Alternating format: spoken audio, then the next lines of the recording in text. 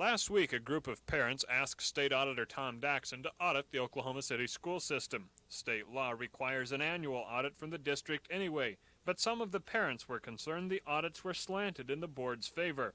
Daxon responded that he couldn't get to an audit of the system at this time.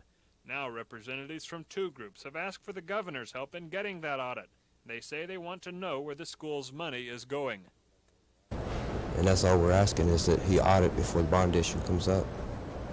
And let's just see what is. You know, we're not making any accusations, but we definitely want to know where the money is going, because it doesn't look like it's going into school buildings.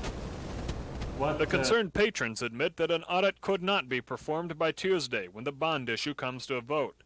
But they say a defeated bond issue can come up again in 4 months, and that would give them time to find answers to their questions. Charles Schnitzer, Action 4.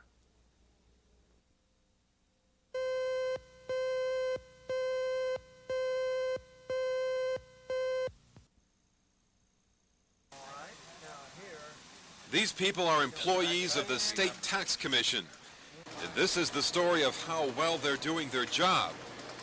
Not well enough, according to a management report by the state auditor. The report says the Tax Commission and its workers need a good reorganization and reshuffling. State Auditor Tom Daxon says the Tax Commission, and thus the state, could save money by implementing his plan.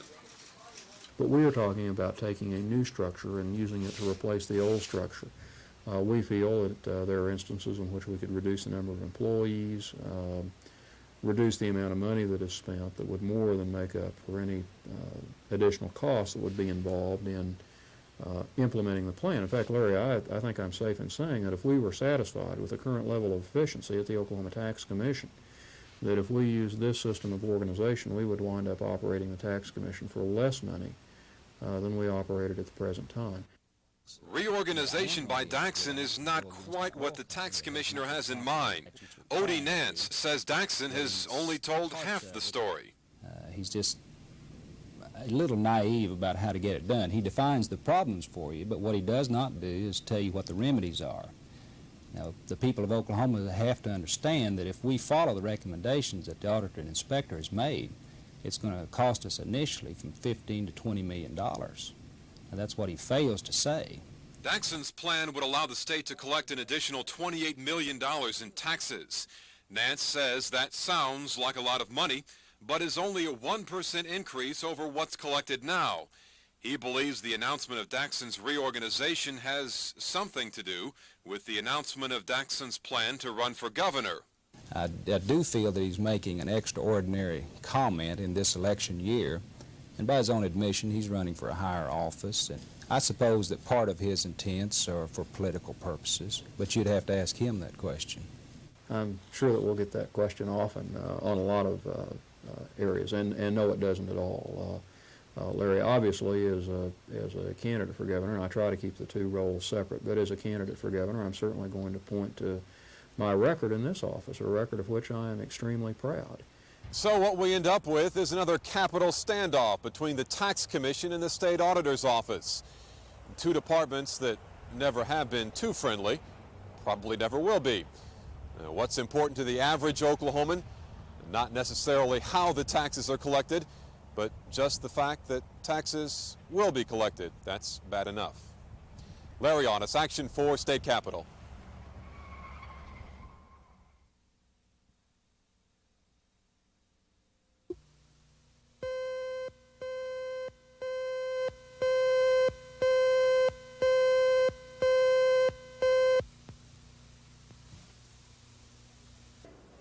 The last school bond that was passed for Oklahoma City schools was in 1969, 13 years ago. It was for just over $11 million. Well, now, of course, that money's gone, and the school district says it needs more to meet the needs of the kids today.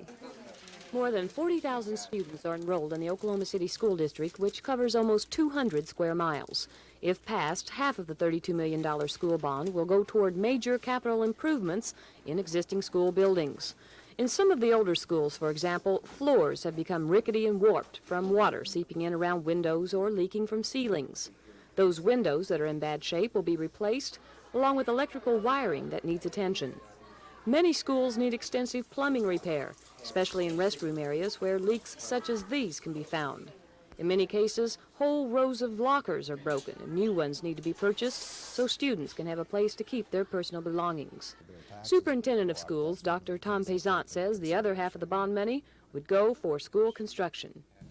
The other half of the money will be divided in two, with half of it going to 6 additions to schools where there is either overcrowding or dependence upon the use of annex buildings for classrooms. And then we will replace old buildings with 3 new schools, one of them being Carver Center for special education students at the high school level, and 5 old schools closed, replaced by 2 new 5th-year centers in the northeast section of the city. The proposed bond is for a 10-year period.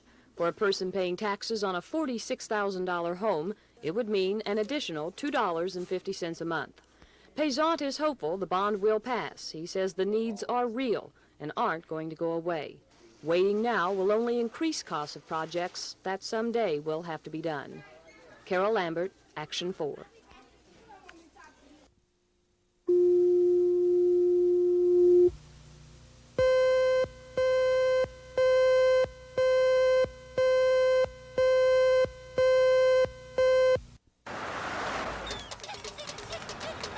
Driving to work can be hectic, especially if you haven't had breakfast.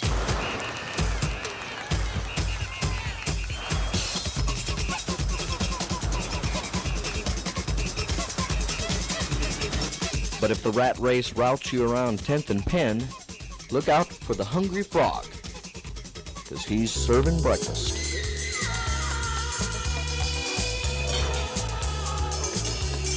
A place for people to get together and talk. A time to get ready for the day. Why do they call it the Hungry Frog?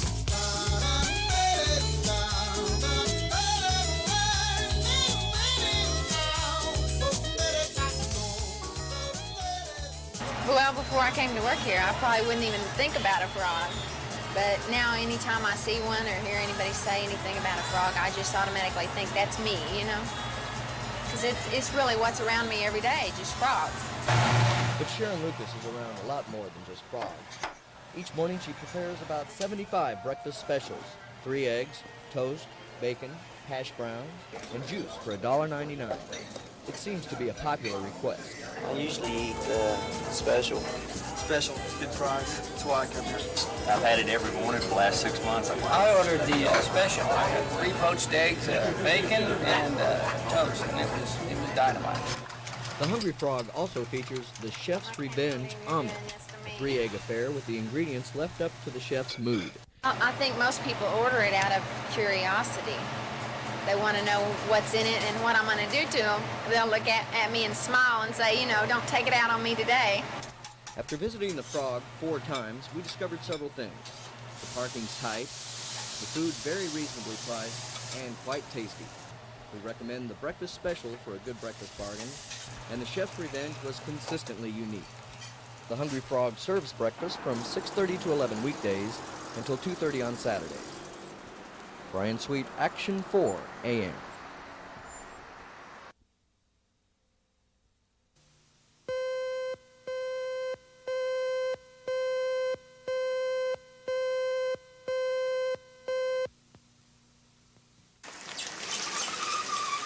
About 1,000 people call Helena, Oklahoma home. With the closest city, Enid, some 30 miles away, Helena residents have become fiercely independent. But Helena could lose some of that independence if state officials get their way. This is the town's biggest industry, the Helena State School for Boys. This school employs more than 150 people from this community. But those jobs are in jeopardy. The State Department of Human Services has agreed to shut down this institution as part of the settlement of a lawsuit.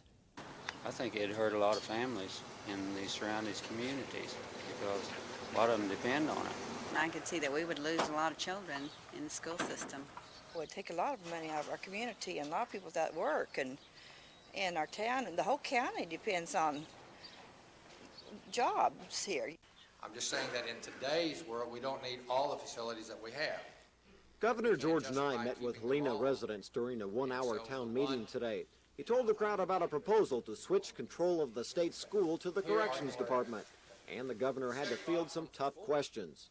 And I think this institution has some of the most dedicated people working with the boys in the state of Oklahoma, but we're going to get a black cloud where we're the one closing. We can't justify keeping them all open.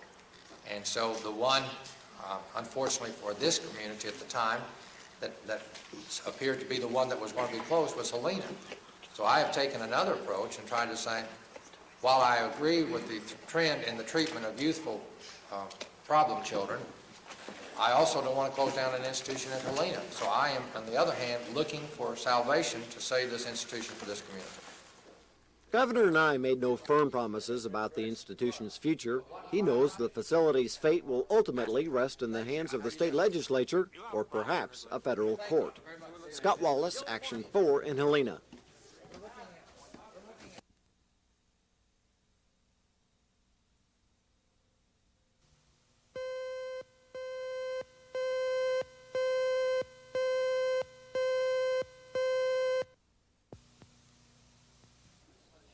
Presbyterian Hospital has always taken pride in the quality of health care they provide.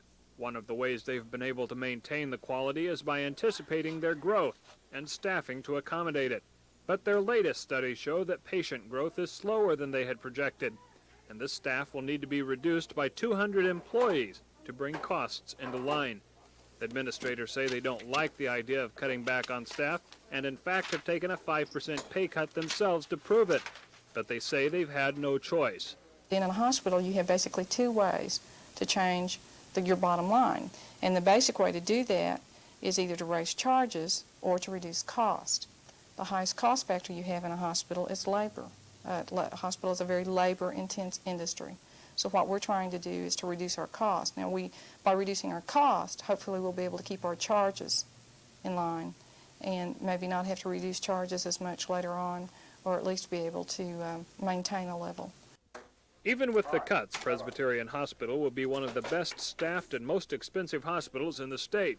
They will still have a higher staff-to-patient ratio than most hospitals, and nurses will be able to spend more time on individual cases than the national average. That's part of the quality care the hospital wants to provide. And what about the staff? A hospital spokesman says they're confident that those laid off will be able to find jobs elsewhere with little problem. Charles Schnitzer, Action 4 at Presbyterian Hospital.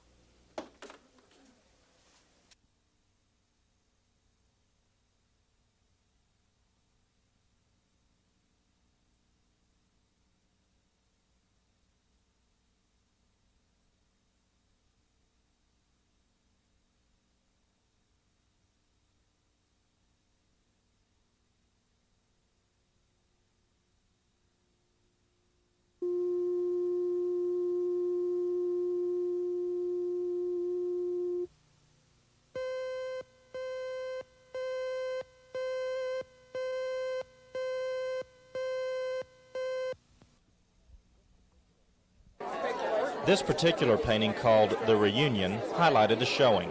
Purchased for $15,000 by Mr. and Mrs. Bob Hiller, it portrays friends of the Hillers as well as the artist himself, Bob Jackson.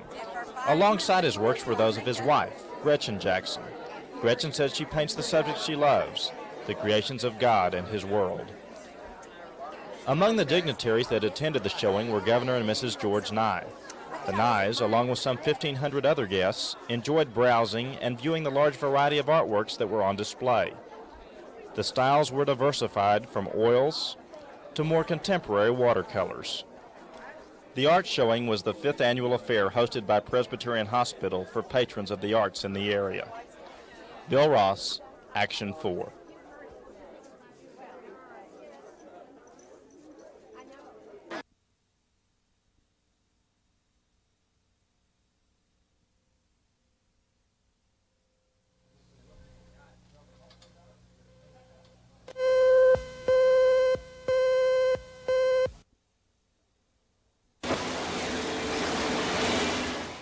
Soaking in a hot tub can be relaxing and enjoyable.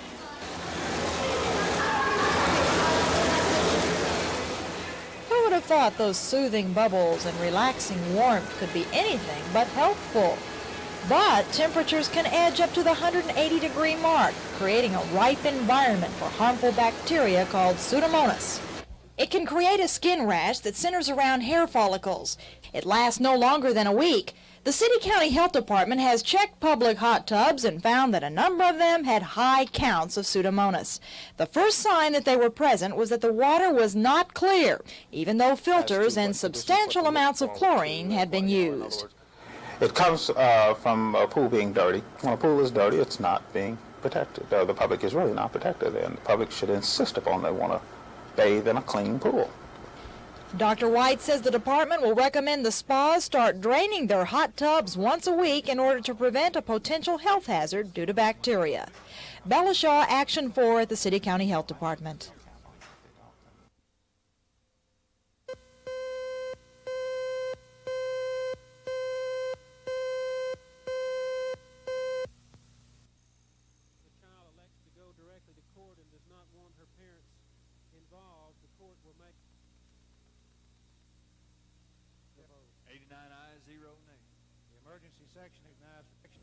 We have a serious clash. I think we all recognize the courts have said, and it's the law, that a female, regardless of the age, has an absolute right to an abortion during certain periods of her pregnancy. This bill would not change that. That young girl still has an absolute right to have that abortion. The bill simply is an honest attempt to involve the parents where they can be involved in helping her make that decision. The parents can be overruled. The bill is clear. The court can say, parents, it's in the child's best interest to have this abortion, and she will have it regardless of what the parents think. Now, we've got to start looking at this. This is a serious social problem. And if I felt like we could all come together and say, we may not like abortion, that's the worst alternative, I agree with that. Let's find other alternatives. But this is not good legislation, and this is not a good alternative. I'm sorry we weren't able to amend it. I think had we been able to amend it, we could have come with a better bill that all of us could support.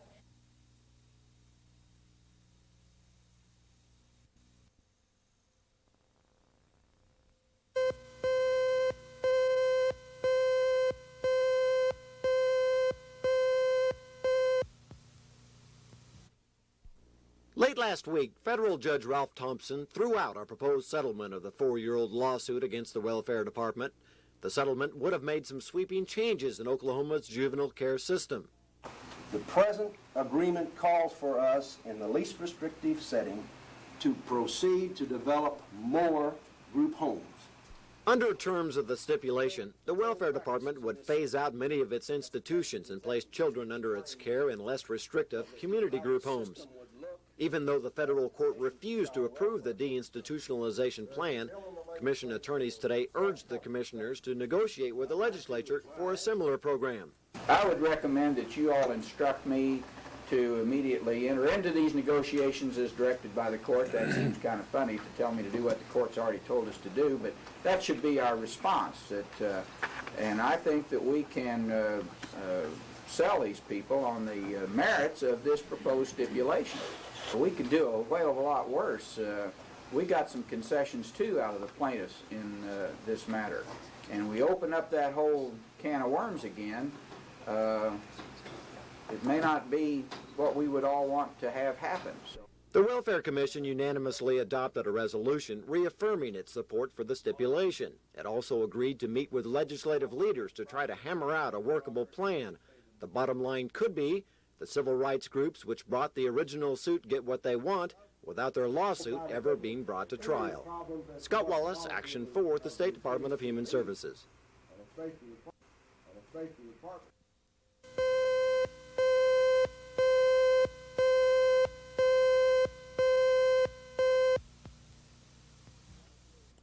A viewer writes in and says, my husband has 2 children from a previous marriage. If he should die, how would the property be divided? Regardless of what the will says, don't I get a part of his earnings since our marriage? Well, since your husband has 2 children, you would receive no less than 1/3 of his estate. If he had a will that granted you a larger share, then that is what you would receive. However, if he had no will or had a will that excluded you, whether intentionally or unintentionally, you would still be entitled to inherit from his estate.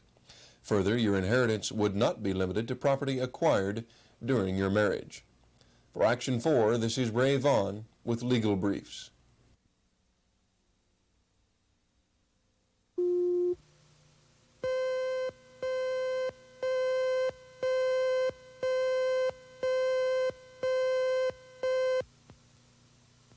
Pointed out either way. I will, of course, realize that those are problems and are issues, but administration in which the people could have would be the guiding force in how much it would cost to make the race. I think it'll be an issue because the second term will give us the opportunity to develop long-range solutions. In fact, I would say that the rest of this year, as soon as this legislative session is over, the die is pretty well cast on what I've recommended for this session. As soon as this session is over, we will make our plans for the future on the premise that I will be governor for 4 more years.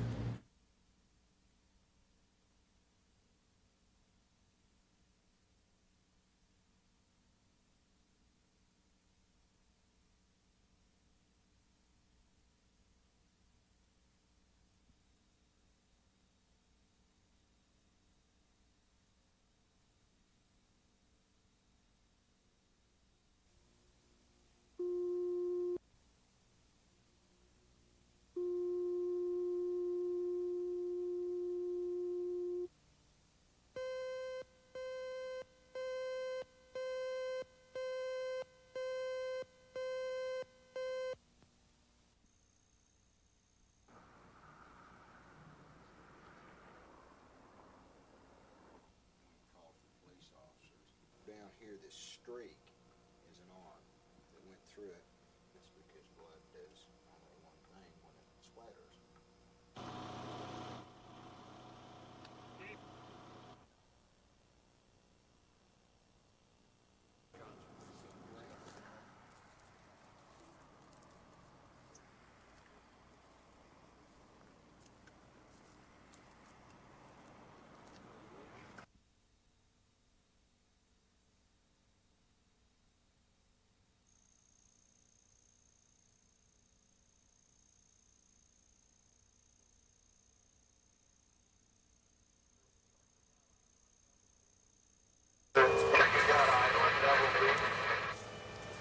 J.C. Warren was driving north on I-35 about 1:30 this morning. His truck rammed into the impact barrels on the stretch of road between the Main and Lindsay exits in Norman. The impact was so great that a sign overhanging the highway was shaken loose and fell to the pavement. Warren's truck turned over, dumping its load of gravel on the road.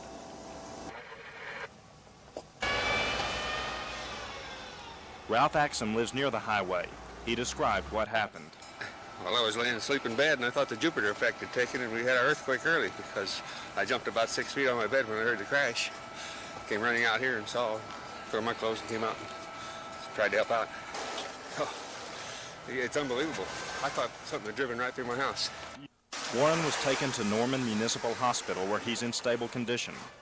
Authorities think he fell asleep at the wheel and hit the barrels at about 60 miles an hour. Cars backed up for almost a mile before officials were able to clear the highway and get traffic moving again. Bill Ross, Action 4, Norman.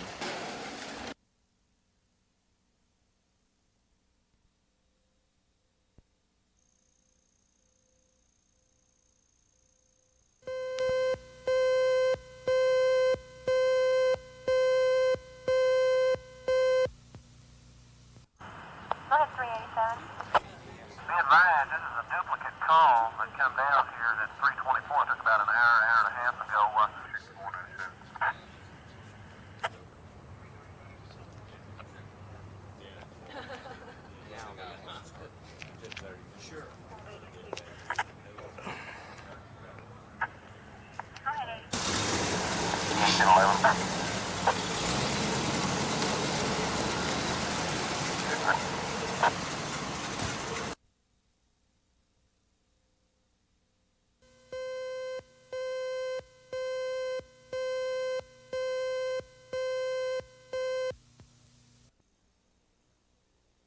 Droughts in the last few summers across Oklahoma have made water, and the lack of it, a major concern for state lawmakers. Without water, the problems are obvious. Crops don't grow and cattle don't fatten for market. The lack of rain is compounded by poor water development and storage facilities in some areas of the state. A Senate bill would allow the state government to help cities and towns by establishing a fund they can use for collateral on construction loans. They would have a great deal improved standing at the bonding market, which could mean as much as a third less interest on the money that they'd have to borrow. That'd be a substantial amount of money. And that is right now is a very thing that many of them are having trouble with, is their money, high money rates and so forth. Giles's bill stopped short when it got out of the Senate. House Speaker Dan Draper says he has serious problems with the proposal. I have never supported Senate Bill 353. This measure, or basically the same measure, was considered last year, and it's not one that I personally can support. Very honestly, we have some serious constitutional problems at the current time with any proposed method of assisting local communities with funding of their water needs. Senator Giles doesn't see the constitutional problems that House Speaker Dan Draper sees with the water proposal. In fact, Giles thinks that the House just might be holding his bill hostage, the ransom being Senate approval of a House measure. That's all right, though. The Senate does pretty much the same thing. It's called politicking. And Giles is confident that once the process is complete, the state will have a good water program. Charles Schnitzer, Action 4 at the state capitol.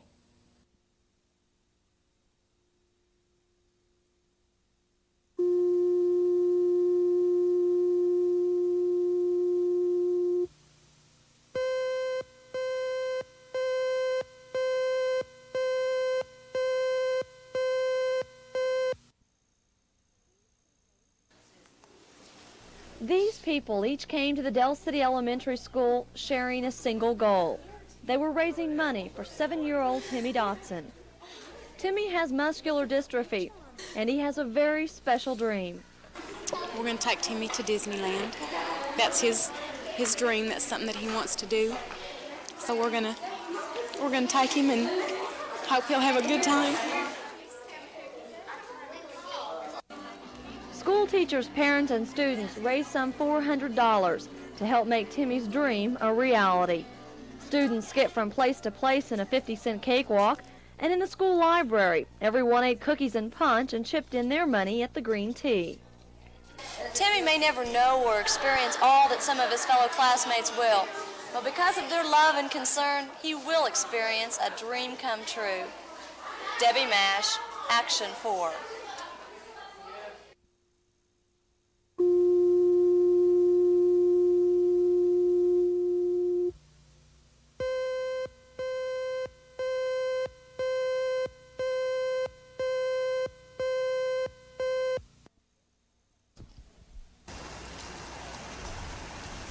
The owner of this car first notified the police that someone had been shot. The victim had driven into the Trans Am, apparently unconscious at the wheel, and then crossed the street to hit this house. Well, I heard about 4 shots, seen the guy speed off, came across my yard, collapsed, went across the street here, and the impact was to the lady next door residence. When the police arrived at the scene, the man was unconscious. An AmCare unit took the victim to Oklahoma Memorial Hospital, where he died. The police do have a suspect in custody. Eyewitnesses at the scene identified him as Gordon Maxwell. A young lady who introduced herself as the suspect's girlfriend said the shooting was in self-defense. She said the victim had repeatedly threatened her boyfriend's life and had been the first to pull a gun. Police say they did find 2 guns at the scene. They hope to find out exactly what happened after questioning several witnesses. Sherry Sellers, Action 4.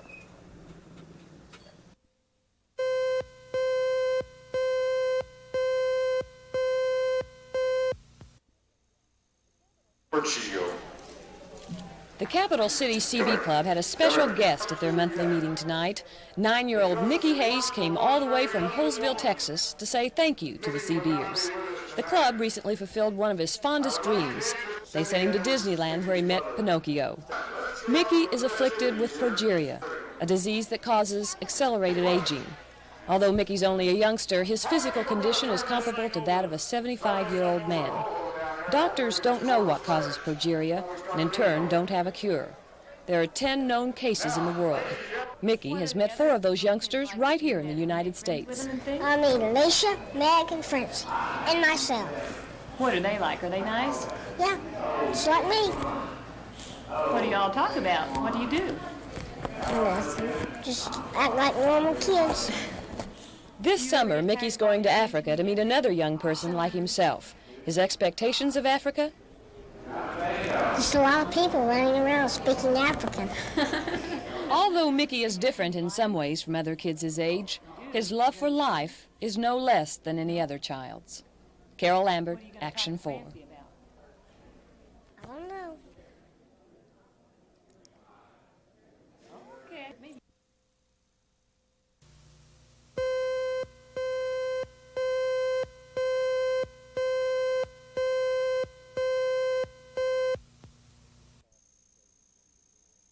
Every stop that the president is going to visit will be surveyed. We will decide how many people we feel are necessary to provide him a secure environment for that stop. The motorcade will be run. We will designate an emergency hospital should something happen, such as it did on the Hinckley shooting. We want to know if we have to go to the hospital, where are we going to take him? How do we secure the x-ray room? How do we secure the emergency room? How do we secure the trauma room? How do we, the intensive care room? It's a very thorough look at the entire thing.